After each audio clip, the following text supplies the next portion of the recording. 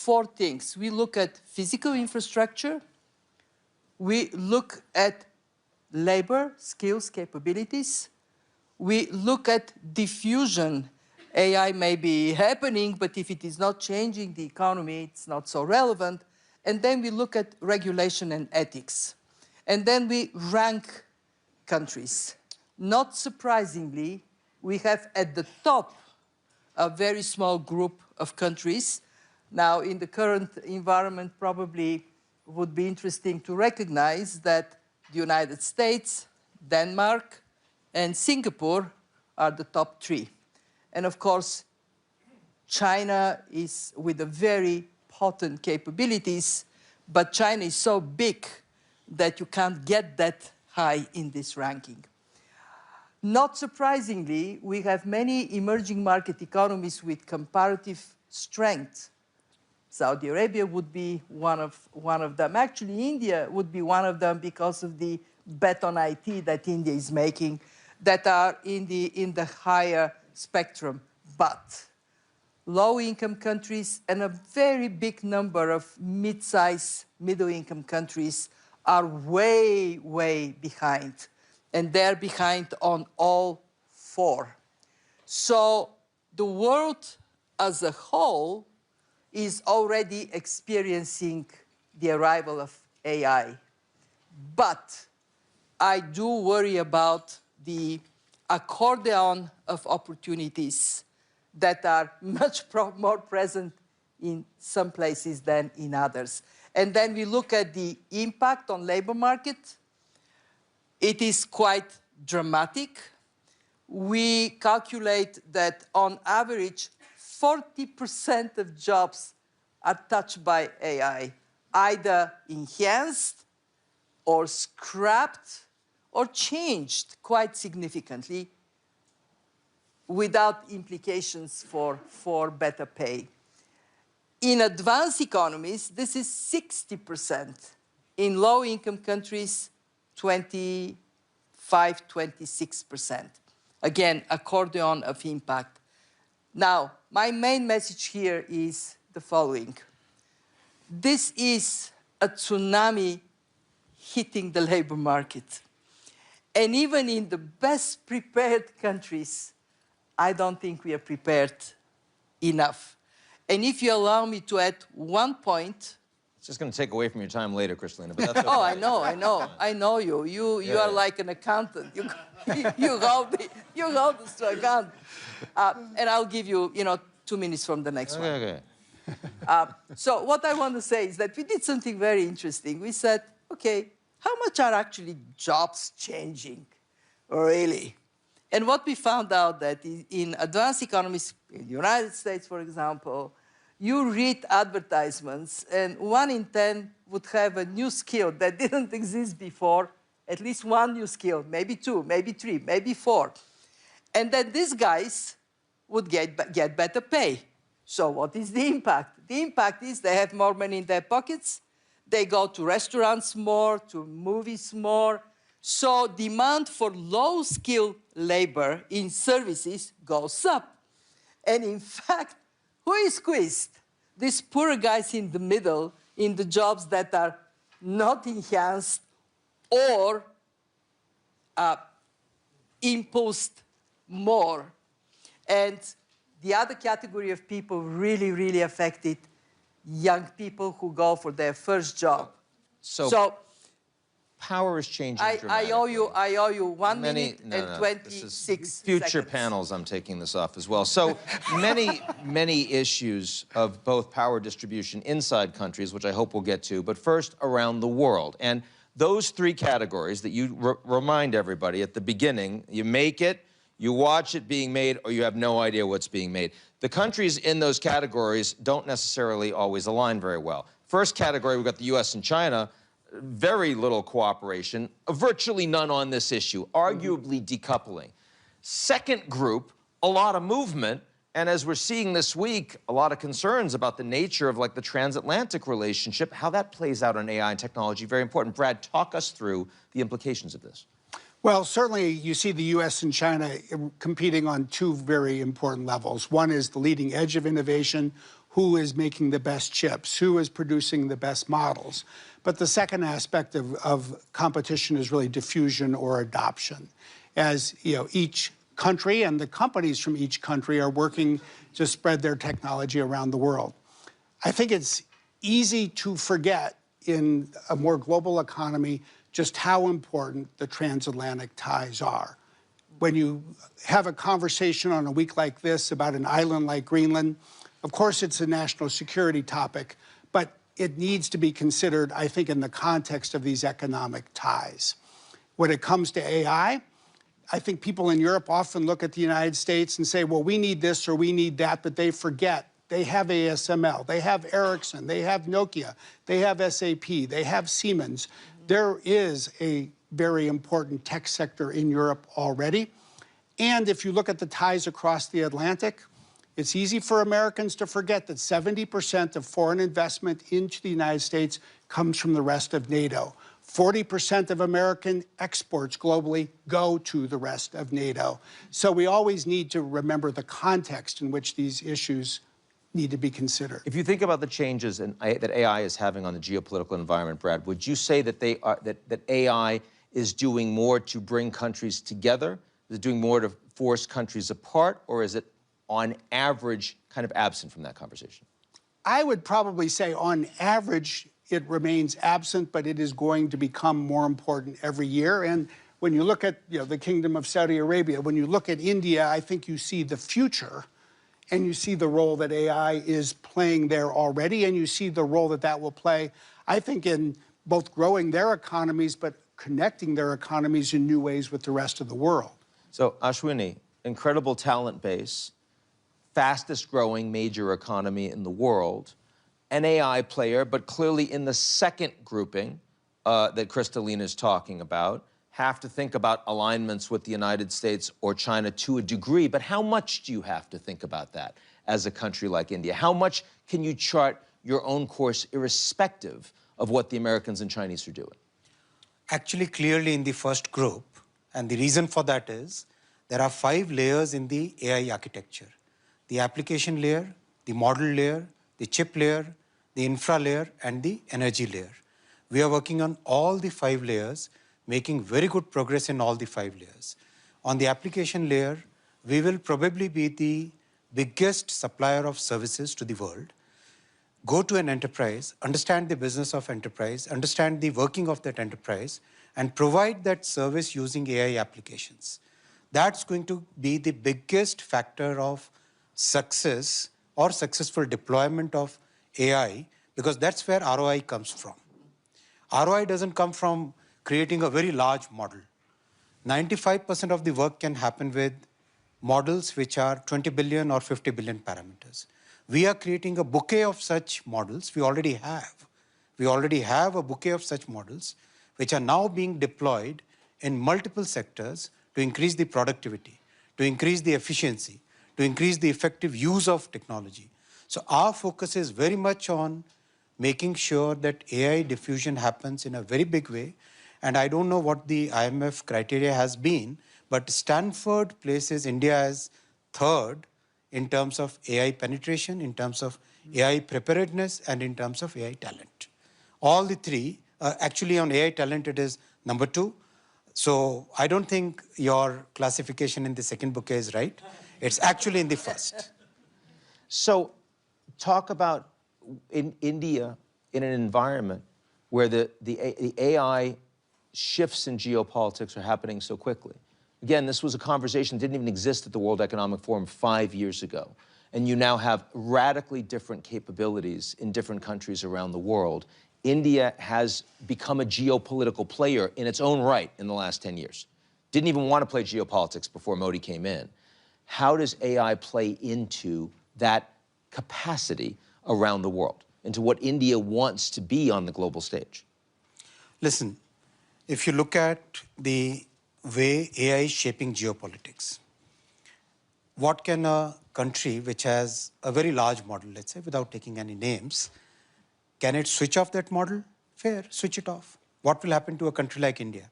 We have our own bouquet of models which can be used for 95% of the work that we require to do. So, does creating a large model give you a geopolitical power? I don't think so. It might actually be causing certain conditions where the people who are creating those large models might go bust in the coming years. You never know. They might go bankrupt in the coming years. The situation is, we have to understand the economics of this new, I call it fifth industrial revolution. We must see the economics of the fifth industrial revolution. The economics of this fifth industrial revolution is going to come from ROI. ROI is going to come from deploying the lowest cost solution to get the highest possible return. If you have a 50 billion parameter model, you can deploy it using one GPU.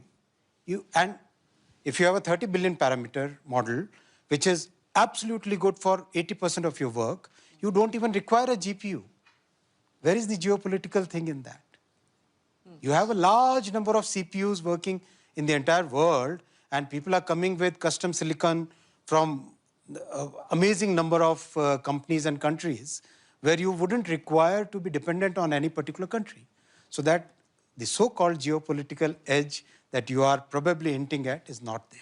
So, given that, I mean, without naming names, Khalid, Ashwini was just talking about, you know, a lot of people that have been raising a lot of money in the United States with models that he thinks aren't going to be as effective as India's model, whatever bucket they're in. Now, you're the one that's thinking about deploying enormous amounts of assets for your country, both in Saudi Arabia and all over the world.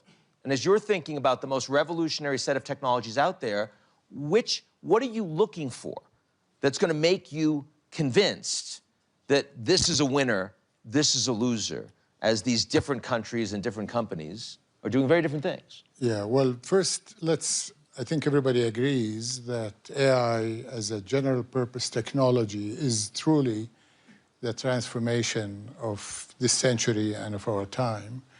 However, like transformation before, I think it will quickly be commoditized, and it's not going to be held in any one company or any one country. The race is on. Everybody wants to build the infrastructure for it, but it is I think the essence of AI's power is it has to be accessible. So the words diffusion is not just within economies that have to compete, but I believe it has to be done globally. From our perspective as an energy-producing nation, the diffusion of hydrocarbon energy that Saudi Arabia produced for 9 decades has enabled tremendous human development in countries like India, China, United States, Europe, where that energy transformed economies and people's lives. The internet did the same thing. There were a few companies, Microsoft was one of them, that had the lead, but ultimately it's coming from across the world, including emerging economies and developing nations. We are manufacturing servers for data centers today in Saudi Arabia through partnerships. So we believe that optionality is very important. We don't know who's going to be ahead 4 or 5 years from now. I think it's clear U.S. companies that have broke out of this technology race are ahead today. But the essence of Saudi Arabia's strategy towards AI, it's a huge boost for diversification. Vision 2030, launched by His Royal Highness the Crown Prince almost 10 years ago, was underpinned by diversification using new economies. So the energy transition, although it may appear to be competing with our traditional resource of hydrocarbon energy, is actually a pillar of our diversification. We're going to be 50% renewables in our electricity mix, and that renewable will power AI that is going to be a global commodity that we will work with. And just like India, we know this is not just about infrastructure, data center, and the energy competitive advantage that we believe Saudi Arabia is second to none. We're investing across the technology stack in applications and LLMs and in connectivity. Again, because we believe that this is going to be a global good. So just as important as building the data hub that Saudi Arabia is building, we need to be connected, and we are connected to Europe, Asia, countries like India, China, Japan, because we want that data and that AI power to be transmitted across border and across economies. Now, as we think about AI as having dual-use capabilities, as the United States government is leaning more into industrial policy with other countries around the world, as the Chinese also have a lot of leverage in the investments that they make and that they accept, are you feeling any geopolitical pressure in the decisions that you make from an investment perspective into these areas? Quite frankly, we have invested across the globe, and we have invested in Saudi Arabia with companies from East and West. US is huge today because of their technology lead, as I mentioned, but we've also had investments with Chinese companies in China and digital technologies. We've invested with Japanese companies, Korean companies, across the technology sectors that we invest in. So optionality is very important. It's something we have now, and we protect because we believe that we are the owners of our own destiny, and we will not let go of that. So if that's the broad geopolitics that we're looking at, Kristalina, you brought up at the beginning also inside countries, lots of people that are not necessarily benefiting. You're already seeing improvements in economic numbers from productivity and AI. You're already seeing that. What we are seeing is that there are indeed jobs that get enhanced, and we also see jobs that are replaced by AI. This is happening categorically. It is hard to have a consolidated and broadly accepted definition of how we measure. The way we measure at the IMF, we have a fairly big range of impact on growth, global growth, from 0.1 to 0.8%. Let me just say that 0.8% is huge. If we get 0.8% boost on productivity, this would make global growth now higher than in the pre-pandemic period.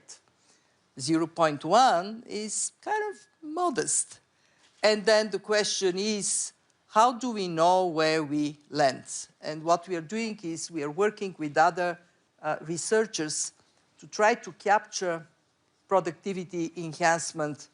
And I can tell you it is not easy because, is it because of AI or is it because organizationally there are improvements that are made? I'll tell you, in my organization, the most visible places where AI is boosting productivity are two. One, translation and interpretation. We got from 200 to 50.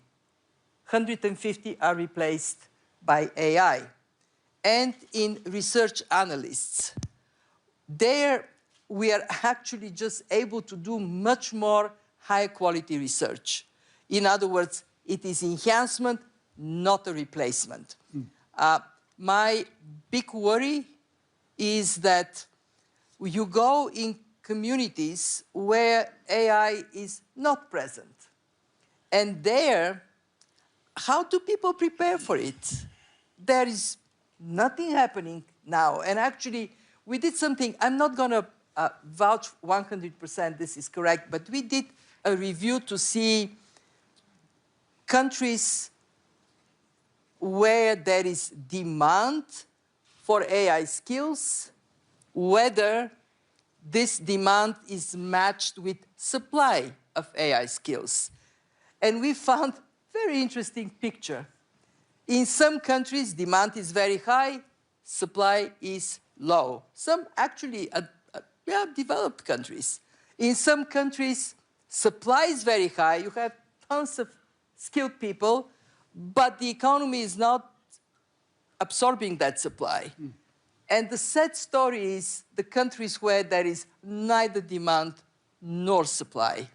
And that risk of this massive divergence is at the country level then mirrors within countries. So Brad, Kristalina, with this evocative accordion analogy, which is affecting not only countries but also populations, you've been on the front lines of this in the United States.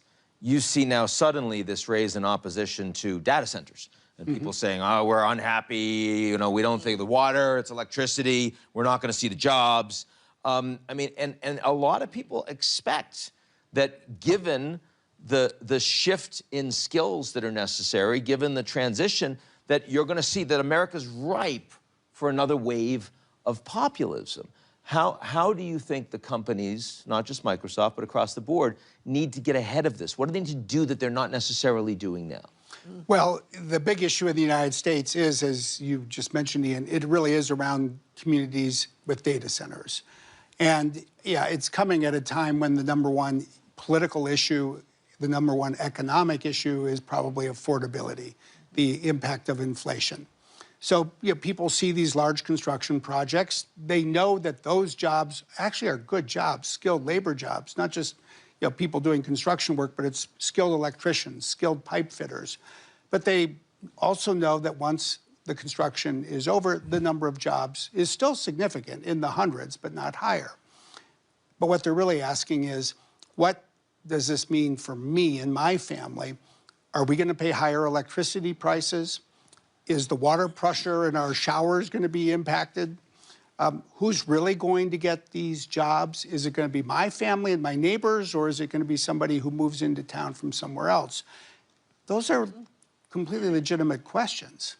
And I think it's incumbent on all of us in the industry in the United States to address them head on and offer the kinds of assurances that people need, that we will invest in electricity so that people's electricity rates don't increase, that we'll replenish more water in these communities than we use, that will work with the kind of training, whether it's skilled labor or IT jobs or other ongoing jobs, so that local residents can fill them. And I think as data centers spread, inevitably, people in other parts of the world will ask the same question. If people benefit, will it be us? And I think people have a right to expect their share of the benefits. And to be fair, I want to repeat this. You would say that today a much bigger issue for the tech companies in AI is response to these concerns about data centers and affordability than concerns about job loss or job transferability in terms of right now. In terms of the politics of 2026, for sure. I mean, the world is sort of a quilt, if you will, with different colors of fabric when you look at the construction of data centers. In the US, local communities blocked $98 billion of private sector investment in just the third quarter of last year. You come to Europe and governments want to spend taxpayer dollars to subsidize data center construction. You look at the Middle East and there's obviously a major economic strategy of creating an export, a token export or exports, if you will, out of, say, Saudi Arabia, the UAE and the like. China probably has an ability to go faster in some ways when it comes to bringing electricity online and getting infrastructure built. You go to Africa, wow, there isn't electricity. We need more electricity and we need more data centers. So, Ashwini, when you think about how AI can be used, I mean, technology, India already did an incredible job with the Aadhaar. Suddenly, you're able to bring public services to people, and you're improving growth, and you're improving their per capita income without actually blowing out the budget. What can AI do? How are you deploying AI to further that message? How fast are we going to see it? Where are we going to see it? Absolutely. Every sphere of life and economy, we are focusing on diffusion of AI. And in a very systematic way. So, okay, what is the biggest constraint? The biggest constraint is availability of GPUs. How do you solve that constraint? To solve that constraint, we decided to have a public-private partnership in which we empaneled 38,000 GPUs, which are a common compute facility available to the entire population. Unlike in many rich countries where the big tech basically controls the access to GPU, we decided to create a public-private partnership in which the common compute facility is enabled by the government and subsidized by the government, so that entire population, all the students, researchers, startups, they all get access to it. And the cost is practically 1/3 of the cost in most other countries. That is first. Second, having a set of free, a bouquet of models which basically meet most of your needs. Third, making sure that people understand this technology, learn this new technology. Already we are going through a program for 10 million people to be trained on AI skills. Four, making sure that the IT industry, which is a very significant industry in our country, pivots in a very systematic way towards providing services to Indian companies as well as to the global companies, using AI as a very effective enabler of efficiency, enabler, a multiplier of productivity in any operation that they do. So that's a very systematic way we are moving. Thank you. So, Khalid, I want to ask you to look inside the country. Last time I asked you to look outside on winners and losers. The crazy thing about Saudi Arabia is that you're kind of starting from scratch, right? I mean, 10 years ago, you go to Saudi Arabia, and I mean, diversification, they'd talk to you about petrochem. And today, like, the economy is suddenly truly becoming diverse. It's healthcare and it's tourism. It's 10 years ago, you barely had women in the workplace. And today, like, it's an astonishing involvement in every part of society. So, given that, like, where are AI is kind of hitting your economy almost from scratch as a diversified and integrated society with what, 30 million people, whatever it is. How are you deploying AI with people who are looking completely differently at the world today? Well, first of all, I would disagree with coming from scratch. You'll be surprised how tech-savvy and tech-native the Saudi population is. 70% of the Saudi population are below the age of 35, and the majority of them are as comfortable with digital technologies as any other country in the world. In terms of policy and regulation, when Vision 2030 was launched by His Royal Highness the Crown Prince, we identified technology as the key enabler, AI included, and started building the policy, the regulation, the platforms within the country, the data centers for the sovereign data sovereignty that was key for portions of the data. But in addition to data privacy, we had an open data. We talked about diffusion and access to compute, but access to data to achieve the same purpose of research, drug discovery, productivity improvement. Having a policy also of open access to data was a pillar that was launched before COVID. This is back in 2018 and 19. We have a ministry-level organization called SADAIA, the Saudi AI and Data Authority, that regulates and sets the guidelines with flexibility to allow the evolution of AI to take place and the innovation to take place. But it also protects and regulates and makes sure ethical standards. Within the UNESCO, Saudi Arabia was one of the first countries that proposed guidelines for the country on ethics in AI. Then we create a national champion, which is co-invested by the PIF, our sovereign wealth fund, and Aramco, that is investing at scale way beyond the need of Saudi Arabia and the Middle East. Because as I mentioned in my first question, we think AI is going to be a very key pillar of the global economy, and it's going to be globally traded, and therefore connectivity. And we are playing to our strengths, but we're also quickly bridging the gaps that we recognize we have. So we're developing our own LLM. SADAIA developed the first Arabic large model called Alam, and now it's owned by Humane, which is our national champion, and they're building on it. We have applications. I can tell you many use cases where over the last few years we have deployed AI applications in healthcare.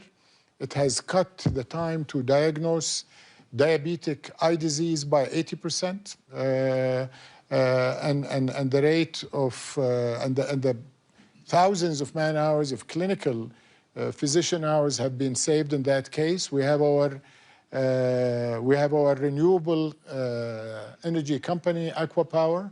They have cameras on the blades of their winds that identify birds approaching from far away, and if they think they're coming near the windmill, they shut. You got to tell President Trump about that. They shut. Okay, the same company have reduced their chemicals in water desalination by 30% using AI, and the use cases are abundant. So we're not starting from scratch. Going back to Kristalina, we're in your first category. I have not declared either India or Saudi Arabia in the second category, so I stand to accept your claim. Thank you. Everyone is in the first category. Going forward, we have participation prizes. There's no problem. I'm not going to go that far. You wanted to jump in. I think we should, let's not talk about Saudi Arabia or India for a moment, but let's just talk about the global north as a whole and the global south as a whole.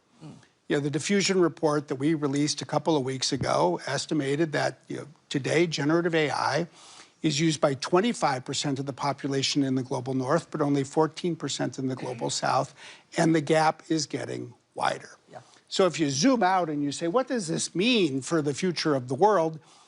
I put it in the context of infrastructure and the history of infrastructure. Why is the world so divided economically? Well, I'd say a large part of it is because during the entire colonial era, the colonial powers invested in building railroads in places like India and across Africa. They were important to move troops, to control territory, to extract minerals, but they never built power plants for the population. Will AI exacerbate this divide, or will it close it?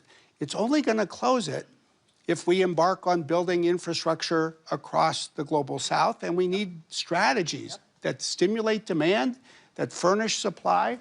India, Saudi Arabia, they're on the right track.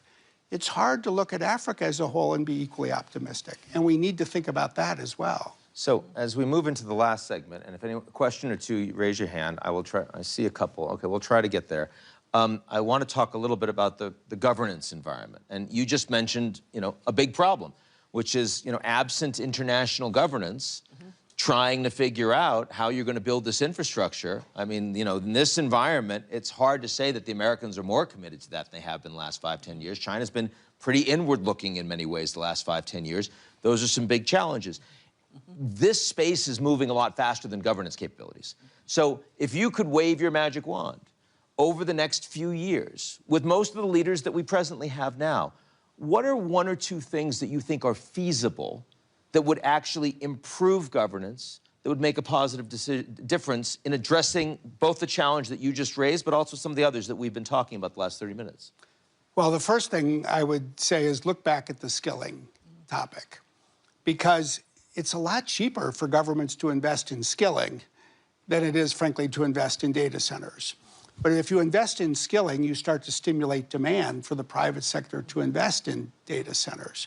You can skill government employees. That has proven to be a very effective strategy for kickstarting demand. You can skill data scientists. You can do that through universities. That's where you start to get people who can then build the local applications. And I just think it is a critical element that is not getting the attention it deserves. Khalid, what is the piece of governance or regulation that if you saw it in a country around AI, you would say, this will make me materially more interested in investing in it?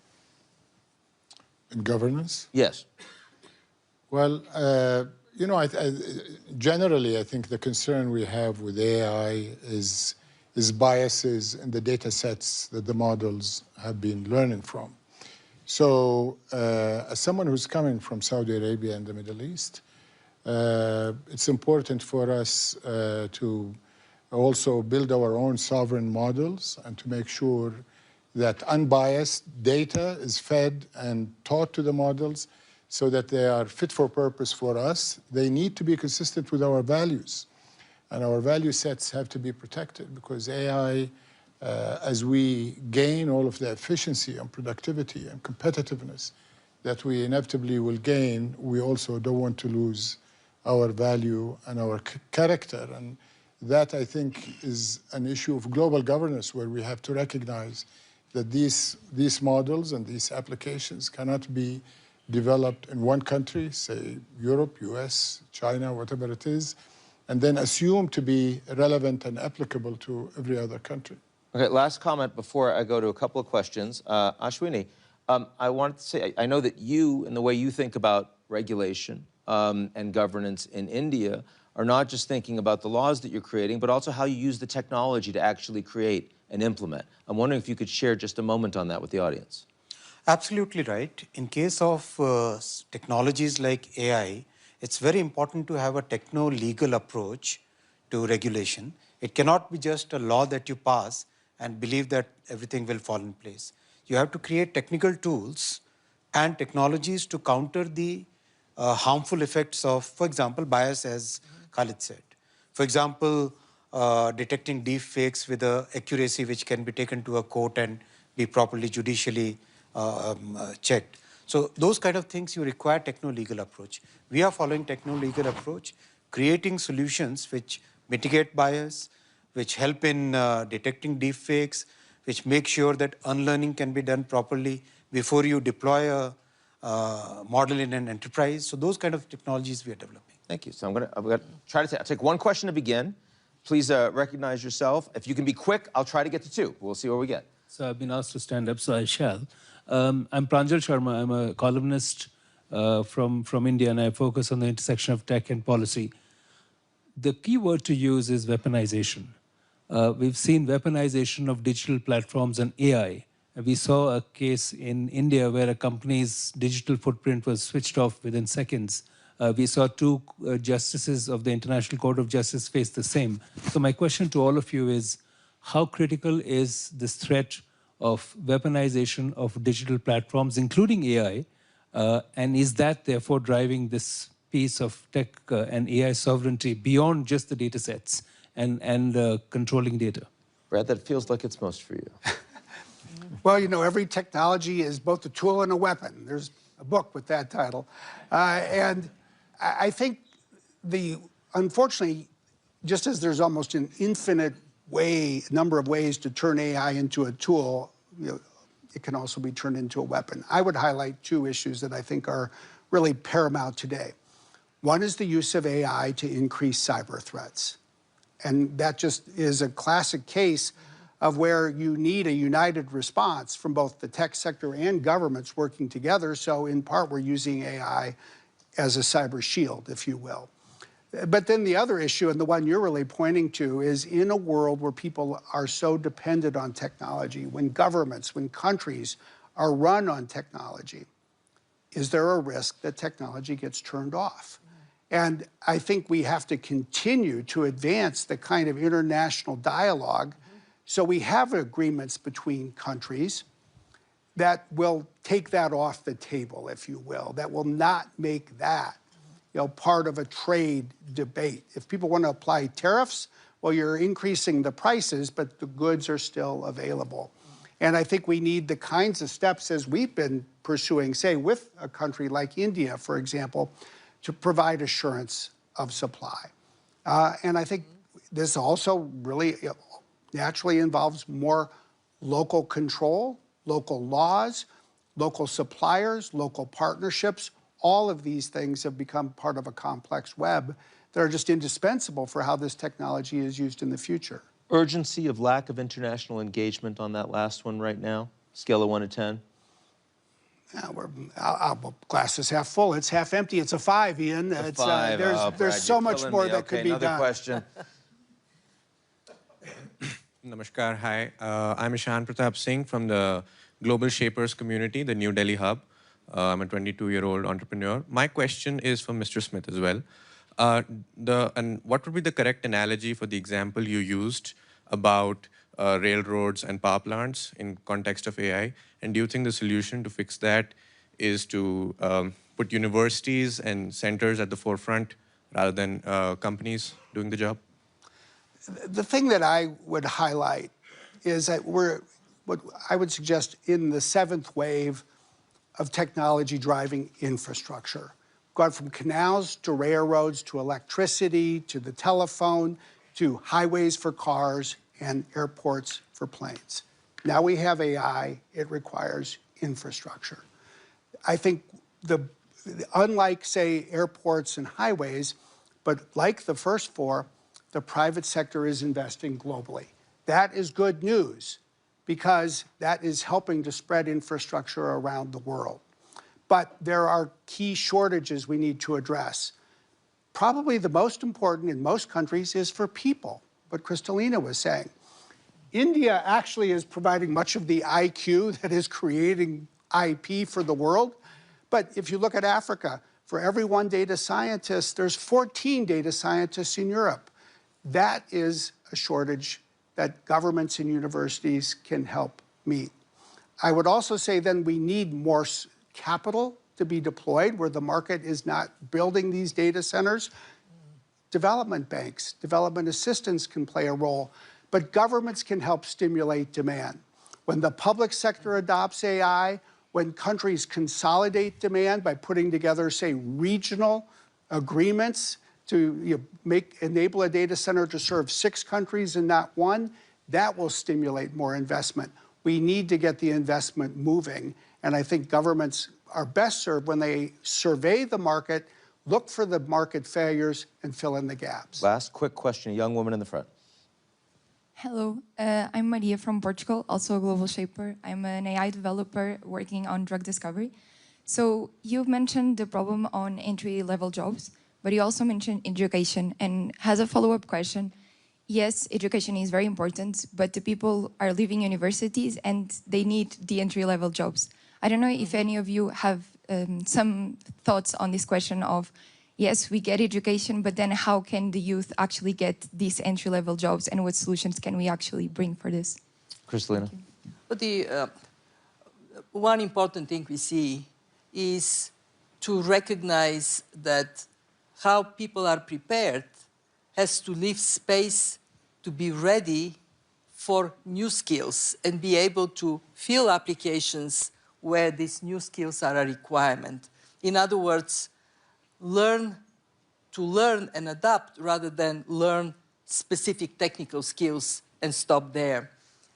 It is not an easy problem, and this is where we are telling governments that they have to invest much more thinking into helping communities, individuals, businesses to be prepared for the world of AI, because it is here. It's no more a world of the future. And I want to say one thing about Africa. I have a very deep conviction that a way we can help Africa is if we finally fulfill one commitment that was made. That is not very expensive. $15 billion to get every African citizen, business, and state institution connected to the internet. It is a step that would help tremendously. Of course, there are issues of electricity. They also need to be resolved. But it is not unresolvable if there is will and there is this strength of helping countries not to fall so dramatically behind.